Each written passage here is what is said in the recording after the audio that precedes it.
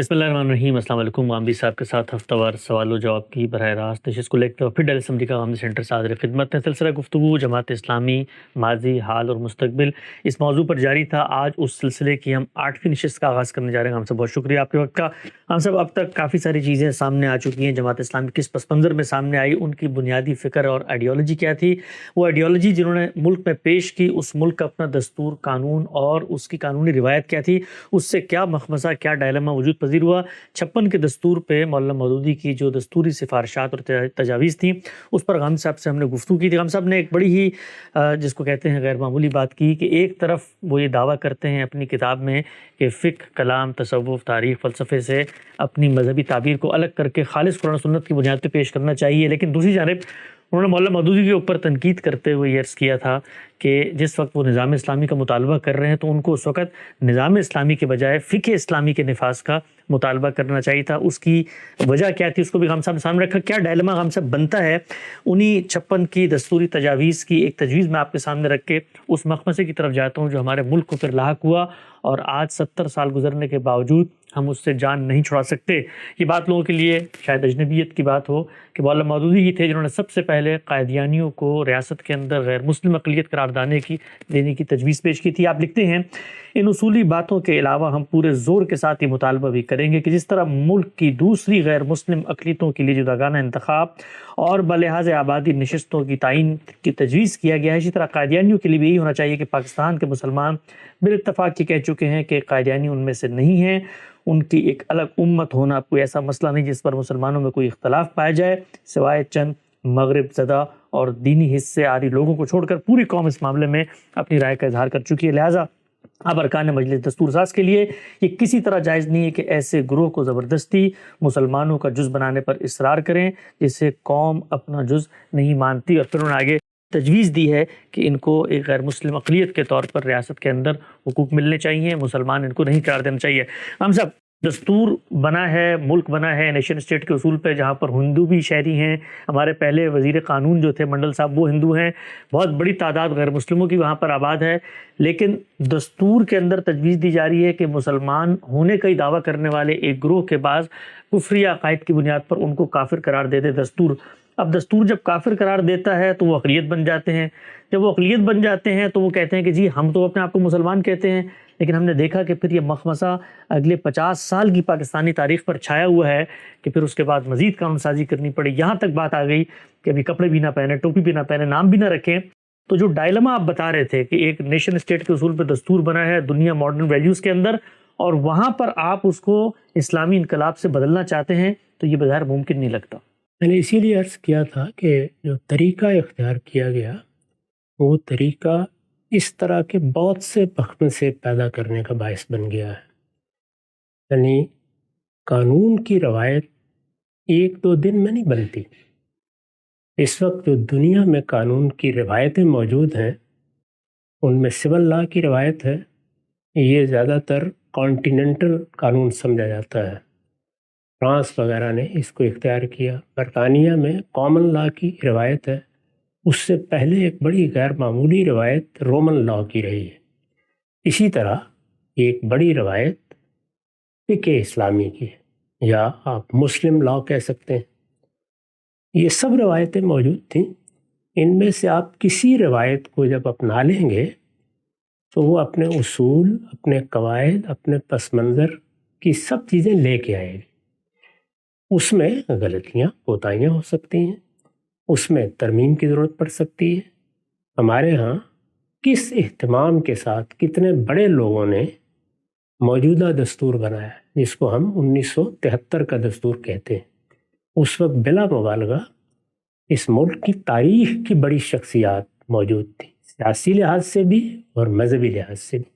یعنی سیاسی قیادت کے بھی بہترین نمائندے تھے اور مذہبی قیادت کے بھی بہترین نمائندے، لیکن اب ہم کہیں 18ویں 19ویں ترمیم تک پہنچے ہوئے ہیں۔ آپ کو معلوم ہے کہ امریکہ کے دستور میں اتنی ترامیم ہو چکی ہیں۔ تو انسان جب کوئی قانون قاعدہ بناتا ہے وہ بار بار اس پہ نظر ثانی کرتا رہتا ہے۔ ہماری فقہی روایت بنیادی مسائل کو حل کر دیتی، یہ مسئلہ بھی اس کے ذیل میں اطمینان سے حل ہو جاتا۔ یعنی اس میں ایک پوری روایت موجود تھی شیعہ پیدا ہوئے، علوی پیدا ہوئے، نصیری پیدا ہوئے، ان کی بے شمار جماعتیں وجود میں آئیں، مرجئہ، قدریہ، یعنی 70-72 کے قریب گنوائے جا سکتے ہیں، بہت سے فرقے پیدا ہوئے۔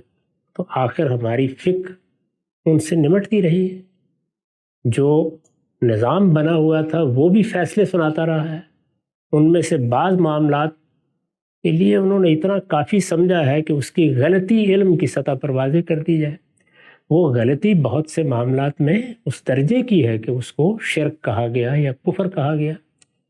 اور ایسا بھی ہوا کہ کسی معاملے نے عدالتی صورت اختیار کر لی، یعنی وہاں کوئی دستوری معاملات نہیں کرنے پڑے، ایک معاملہ عدالت میں چلا گیا، قانون پہلے سے موجود ہے تو اس قانون کا اطلاق کرنا ہے۔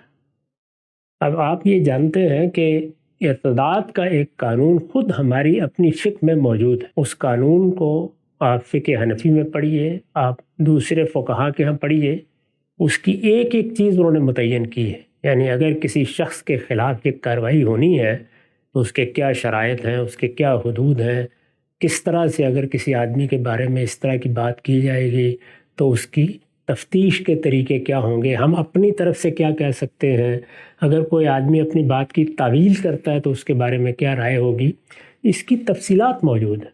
چنانچہ ہمیں 3-4 معاملات میں قانون سازی کرنی پڑی ہے پھر، کیونکہ ہم نے کامن لا کی روایت کو اختیار کر لیا۔ دیکھیے اسلامی یا مسلمانوں کے قانون کی روایت کو اختیار کرنے کے بجائے اس کو اختیار کر لیا۔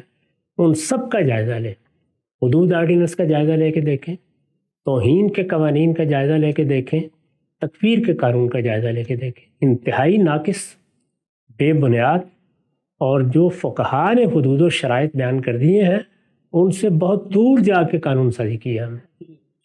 اس لیے میں نے یہ عرض کیا تھا کہ مولانا سید ابوالعلا صاحب مودودی نے جو راستہ اختیار کیا وہ راستہ کامیابی تک لے جا نہیں سکتا، اس سے یہی مسائل پیدا ہونے تھے، اسی طرح کے مخمصے وجود میں آنے تھے۔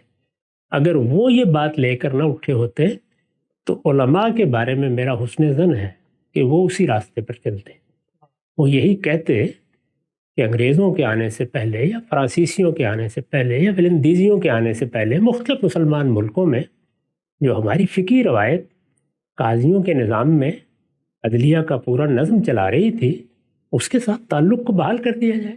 میں پچھلی نشست میں عرض کر چکا ہوں کہ وہ ایک زندہ روایت تھی، یعنی ایسا نہیں ہے کہ کہیں غار میں بیٹھ کے یا مدرسے میں بیٹھ کے لوگ بحثیں کر رہے ہیں، باقاعدہ قضات کا ایک نظام موجود ہے، بڑی سلطنتوں کے فیصلے ہو رہے ہیں، جزا و سزا کے مختلف مراحل کے بارے میں قانون سازی موجود ہے۔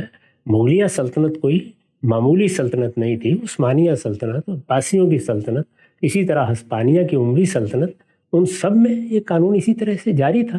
اور میں نے عرض کیا کہ جب مسلمان محکوم ہو گئے عالمی سطح پر، اس کے بعد بھی اس قانون کی نہ تعلیم و تدریس بند ہوئی، نہ اس میں تحقیق کا دروازہ بند ہوا۔ اس زمانے میں، ان پچھلے 200 سال میں اتنے بڑے لوگ پیدا ہوئے ہیں جنہوں نے اس کے اصول پر، اس کے مبادی پر، اس کے اطلاقات پر کام کیا ہے، تو یہ مسئلہ بھی آسانی کے ساتھ حل ہو جاتا۔ اس میں 2 اپروچز ہیں اور دونوں بالکل متضاد ہیں۔ دیکھیے ہمارے ہاں ایک جب اس معاملے کو دیکھتی ہے تو وہ اس کو خالص مذہب کے نقطہ نظر سے دیکھتی ہے، یعنی یہاں سے دیکھتی ہے کہ اللہ کے پیغمبر نے اس معاملے میں کوئی حکم دیا ہے، وہ حکم قرآن میں ہے، وہ حکم سنت میں ہے، وہ حکم کسی روایت میں ہے، اس کے لیے کوئی صحابہ کے آثار ہے، خلفائے راشدین نے کوئی فیصلہ کیا ہے، نہیں اس کے پیچھے یہ پوری تاریخ ہوتی ہے۔ قانون ایسے ہی آگے بڑھتا ہے، وہ نظائر کی روشنی میں بھی دیکھتا ہے، تو وہ اس کو اس پہلو سے دیکھتی ہے اور پھر دیکھنے کے بعد وہ اس کے قاعدے طے کرتی ہے کہ کیا کرنا ہے۔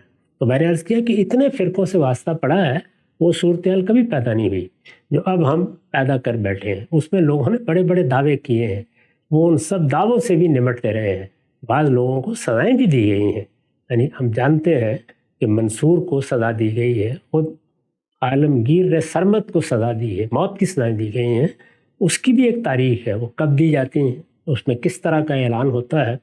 تو علماء بھی اگر آپ تاریخ میں دیکھیں تو اس فرقے کے پیدا ہونے کے بعد جس کا آپ نے نام لیا ہے، دیکھ رہے تھے کیا معاملہ ہے، اس میں فتاویٰ بھی تھے، وہ ہمیشہ اسی جگہ سے اپروچ کریں گے، آپ نے کیا کہا ہے، آپ کی بات کی کیا کوئی تعویل ممکن ہے۔ جیسے وہ بیان کرتے ہیں کہ اگر ہم نے کفر کا فتویٰ بھی دینا ہے تو ہم یہ دیکھیں گے کہ جو بات کہی جا رہی ہے کیا اس کے 99 ایسے امکانات ہو سکتے ہیں کہ جس کو کفر نہ قرار دیا جا سکے، یعنی اس حد تک جائیں گے 1% بھی اگر کوئی ایسی چیز ہے تو ہم آخری فیصلہ نہیں کریں گے وہاں یہ اچھا پھر ارتداد تک پہنچ گئی بات تو اس کے بعد کہتے ہیں کہ نہیں موقع دیں گے اس بات کا، ہم اس سے بات کریں گے آدمی سے اور ممکن ہے کہ وہ ہماری دعوت کے نتیجے میں ہماری بات مان لے، اپنی بات سے رجوع کر لے۔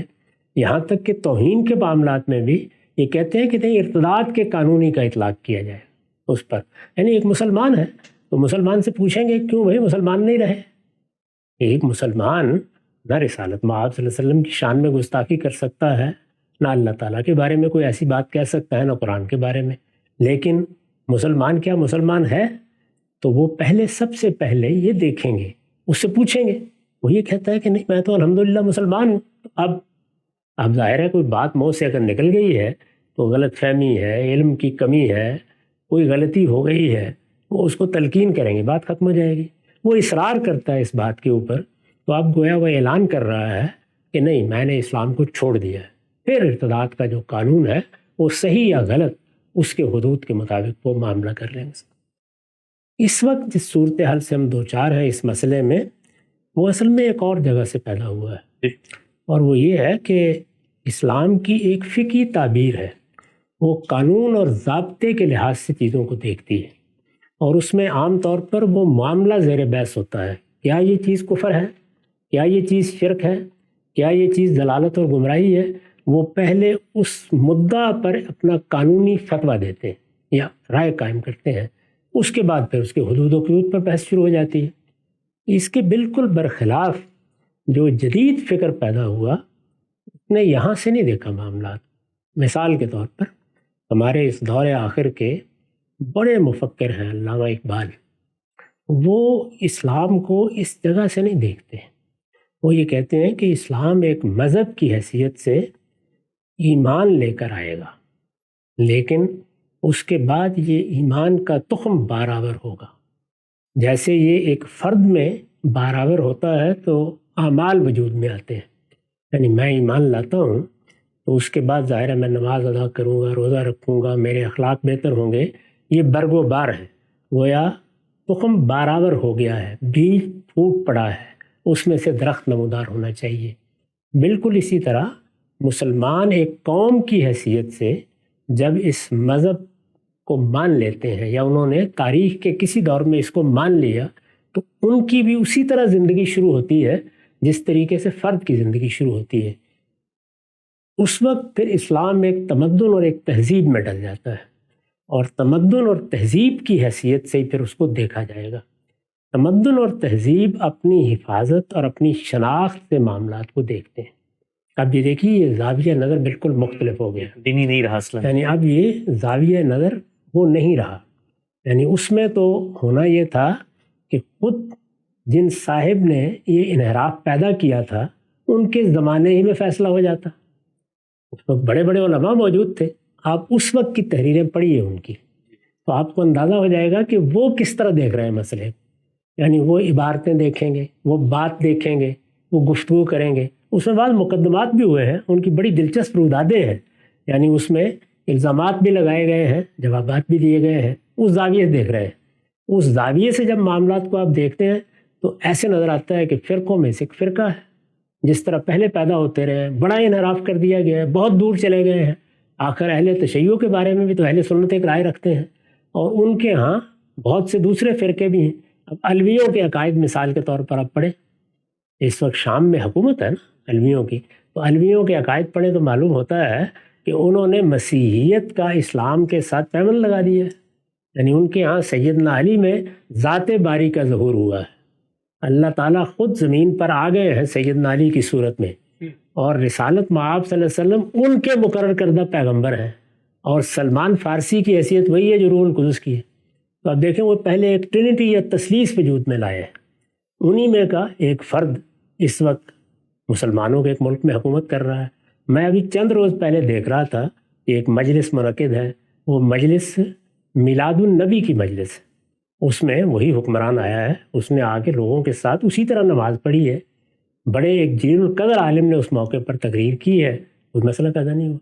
تو اب یہ دیکھیے کہ اتنے بڑے انحراف کے باوجود ٹک اس کو کس جگہ سے دیکھتی ہے، یعنی انحراف کے بارے میں وہ کوئی مصلحت سے کام نہیں لیں گے، بتائیں گے آپ کو اس میں کیا غلطی ہے۔ کفر ہے یہ۔ اس وقت بھی یہی ہوا ہے، اگر آپ دیکھیں تو 1908 میں معاملہ شخصی حیثیت تو ختم ہو گیا نا، وہ شخص دنیا سے رخصت ہو گیا جس نے انحراف پیدا کیا تھا۔ اس کے بعد آپ اندازہ کریں کہ 1926 میں ڈاکٹر جاوید اقبال نے اس مجلس کی روداد لکھی، 1926 میں، 1908 کے بعد 1926 میں آپ دیکھیں کتنے برس گزر چکے ہیں۔ مسلمانوں کے بڑے بڑے علماء موجود ہیں، دیوبند کے علماء ہیں، بریلی کے علماء ہیں، اہل حدیث کے علماء ہیں، سب موجود ہیں۔ علامہ اقبال کے زیر صدارت اسلامیہ کالج میں ایک اجتماع ہوتا ہے، اس پہ مرزا بشیر الدین محمود ایک مقالہ پڑھتے ہیں، علامہ اقبال صدارت کر رہے ہیں اور صدارتی خطبے میں مقالے کی تحسین فرماتے ہیں۔ یعنی اس وقت صورتحال یہ ہے، مذہبی لحاظ سے معاملے کو دیکھا جا رہا ہے، اس کا جائزہ بھی لیا جا رہا ہے، اس کے بارے میں فتاویٰ بھی موجود ہے، وہ سب چیزیں جیسے بریلوی اور دیوبندیوں کے درمیان موجود ہے۔ اس طرح کی سب چیزیں ہوتے ہوئے یہ ایک فضا بھی ہے اس کے اندر ہے۔ اب ذرا اس جگہ سے دیکھیے جہاں سے علامہ اقبال معاملے کو دیکھتے ہیں۔ ان کے ہاں مسلمانوں کا مذہب یا ان کی ایمانیات وہ بیج کی طرح فرد کے اندر عمل کی صورت اختیار کرتی ہیں، اور قوموں کے اندر یا امتوں کے اندر وہ ایک تمدن اور ایک تہذیب کی صورت اختیار کرتی ہیں۔ وہ ہماری تہذیبی روایت کے بہت بڑے مفکر ہیں۔ اس جگہ وہ معاملات کو بالکل اور طریقے سے دیکھیں گے۔ میں نے آپ سے عرض کیا وہاں فتویٰ یہ نہیں ہوتا کہ کفر ہے یا اسلام ہے، وہاں یہ ہے کہ جو تمدن یا جو تہذیب وجود میں آئی ہے اس کے لیے تو کوئی چیز خطرہ نہیں ہو رہی، تو دیکھنے کا زاویہ بالکل دوسرا ہے۔ کانسیکوینسز چنانچہ یہی ہوا، یعنی ہوا کیا ہوا یہ کہ جیسے ہی وہ وقت قریب آتا گیا کہ اب مسلمان اپنے حقوق کی جنگ لڑیں گے، قائد اعظم نے 14 نکات پیش کیے، ان کے بارے میں بڑا بحث و مباحثہ ہوا، وہ قبول نہیں ہوئے۔ اگر وہ معاملہ ہو جاتا تو ہو جاتا، تقسیم ہونی تھی۔ اس وقت یہ اندازہ ہوا کہ ہمارے اندر ایک گروہ ایسا ہے جو اپنے مفادات کو دیکھ کر کبھی یہ فیصلہ کر لے گا کہ میں ان کے اندر ہوں، اور کبھی یہ فیصلہ کر لے گا باہر ہوں۔ تو یہ چیز تو ہمارے پورے تہذیبی وجود کے لیے چیلنج بن جائے گی۔ اس جگہ سے پھر علامہ اقبال نے وہ اپنا مضمون لکھا ہے جس پر پنڈت نہرو نے بھی ان سے کچھ سوالات کیے ہیں، وہ آپ پڑھیے۔ اس میں وہ پھر بڑے سخت لب و لہجے میں کہتے ہیں کہ نہیں، اب یہ ضروری ہے کہ ان کو مسلمانوں کی ملت کے وجود سے الگ کر دیا جائے، یعنی یہ اب ہمارے تہذیبی وجود کے لیے خطرہ بن گئے ہیں۔ ان کی حیثیت اب جو سخت لفظ استعمال کیے ٹریٹرز آف اسلام کی، یہ اس کے غدار ہو کر کھڑے ہو گئے ہیں۔ تو یہاں وہ اصل میں یہ کہہ رہے ہیں کہ ختم نبوت وہ چیز ہے کہ جو ہماری تہذیبی تشکیل کرتی ہے۔ جب ہم یہ کہتے ہیں کہ اللہ کے آخری پیغمبر آ گئے ہیں تو اس کا مطلب یہ ہے کہ اب ہمارے اندر فرقے ہوں، ہمارے اندر گروہ ہوں، جو کچھ بھی ہوں، نبوت، کتاب اور شریعت اس کا ماخذ ایک ہی ہے، اس میں ہم کھڑے ہیں۔ یہ ہماری تہذیبی روایت ہے جس سے ہمارا وجود پیدا ہوا ہے، اس کو چیلنج درپیش کر رہے ہیں یہ لوگ۔ تو پھر انہوں نے اس کی توجیہ کی اور یہ بتایا کہ یہ ایسے ہی ہے کہ رسالت مآب صلی اللہ علیہ وسلم در حقیقت ہمارے اس تہذیبی وجود میں اس نشست پر بیٹھے ہیں جس کو گویا مرکز کی حیثیت حاصل ہے۔ اسرار خودی میں بھی اس مضمون کو انہوں نے کئی پہلوؤں سے ادا کیا ہے، یعنی ہمارا ایک مرکز محسوس ہے، وہ بیٹھے ہیں، اس شخص نے خاموشی کے ساتھ ان کو وہاں سے اتارا ہے اور خود وہاں بیٹھ گئے۔ تو اس طرح گویا اس نے میرے وجود کو، میرے وجود سے مراد میرے قومی وجود کو، میرے تہذیبی وجود کو، میرے تمدنی وجود کو چیلنج کر دیا ہے۔ تو یہاں سے یہ معاملہ ایک بالکل دوسری سمت اختیار کر گیا۔ چنانچہ اس وقت جو کچھ بھی پھر ہم نے بعد میں کیا ہے وہ اصل میں علامہ اقبال کا فیضان ہے۔ انہوں نے معاملے کو دوسری طرح دیکھا ہے، اس کو خود علماء بیان کرتے ہیں۔ چنانچہ ہمارے عہد کے بڑے جلیل القدر عالم مولانا زاہد الراشدی صاحب، فاضل عزیز مولانا عمار خان ناصر صاحب کے والد، آپ ان کی تحریریں پڑھیے، انہوں نے یہ پوری داستان لکھ دی ہے کہ اس میں جو کچھ ہم نے کیا ہے وہ علامہ اقبال کے زیر ہدایت کیا ہے، ان کے فیصلے کے مطابق۔ نقطہ بالکل واضح ہو گیا۔ اچھا ہم سب یہ جس وقت اب یہ فیصلہ ہو گیا اور اس کے بعد ہم یہ دیکھتے ہیں کہ معاملات کو آگے بڑھایا گیا، چونکہ جو مقصد حاصل کرنا پیش نظر تھا وہ مقصد تو حاصل ہو نہیں سکتا، اس لیے کہ جو دوسری کمیونٹی ہے وہ تو اپنے تشخص کو پورے اعتماد کے ساتھ لے کے کھڑی اور کہتی ہے بھی ہمیں مسلمان کہو. تو اب ہم نے دیکھا کہ کیسز جاتے ہیں عدالتوں کے اندر، بات چیت آتی ہے، تو علماء عدالتوں کو یہ کہتے ہیں کہ جی ان کا معاملہ عام اقلیتوں کا نہیں ہے، یہ اصل میں تو مرتدین تھے، زنادقہ تھے، یہ تو ہم نے کو تھوڑی سی رعایت کر کے ان کو کم سے کم ملک کا شہری بننے پر آمادہ کیا ہے، تو اب ان کے ساتھ عام لوگوں والا معاملہ بھی ہونا چاہیے. اگر آپ یہاں پر جائیں گے جی دستوری لحاظ سے ہر شخص کو جمہوری معاشرے میں انسانی حقوق حاصل ہوتے ہیں، تو پھر ہم بھی اصل اصول کی طرف چلے جائیں گے کہ یہ عام اقلیت نہیں ہے بلکہ زندیق ہیں اور واجب القتل ہیں. وہی مقصد میں نے آپ سے عرض کیا نا کہ جس طریقے سے وہ معاملے کو دیکھ رہے تھے یا دیکھتے وہ بالکل اور ہوتا. اگر فقہ اسلامی کو بنیاد بنا لیا جاتا اور قانون سازی ان معاملات میں کی جاتی جہاں اصلاح کی ضرورت تھی، یعنی جو موجودہ ترتیب ہے وہ یہ ہے کہ کامن لا کو اصلاً اپنا لیا گیا ہے اور قانون سازی اب اسلام کے معاملے میں جو ہمارے ہاں ہدایت موجود ہے اس کو سامنے رکھ کی جاتی ہے. یہ بالکل پیبند لگانا ہے، یعنی ایک گول خانے کے اندر آپ ایک بالکل دوسری نوعیت کی میخ داخل کر دینا چاہتے ہیں، اس سے یہ ساری خرابی پیدا ہوئی. جیسے آپ اس کو ترتیب کو الٹ دیں گے تو وہ قانون اپنا کام کرتا، پھر ان مطالبات کی کوئی ضرورت پیش نہ آتی، اس کے لیے کوئی جد و جہد کی ضرورت پیش نہ آتی. وہ آپ سے آپ معاملات اس کے دائرے میں ہوتے. البتہ اس میں اگر ہم چاہتے کہ کوئی اصلاح کرنی ہے تو وہ اصلاح پھر پارلیمنٹ میں ہو جاتی جس طرح کی جاتی ہے. بالکل واضح ہو گیا. شاہ صاحب اصل سوال کی طرف میں لوٹتا ہوں. مولانا مودودی نے جس وقت دستوری سفارشات پیش کی، پس منظر موجود ہے، مسلمانوں کا ایک ملک حاصل ہو چکا ہے. آپ فرماتے ہیں اگر وہ نفاذ فقہ کا مطالبہ لے کر اٹھتے تو یہ ملک کے لیے، اس کی تعمیر کے لیے اور اس کے مستقبل کے لیے بہت دور اثرات لے کر آتے. گفتگو کی 8ویں نشست وقت یہاں پہ ختم ہوتا ہے. دوبارہ حاضر خدمت ہوں گے. اب تک آپ کا بہت شکریہ.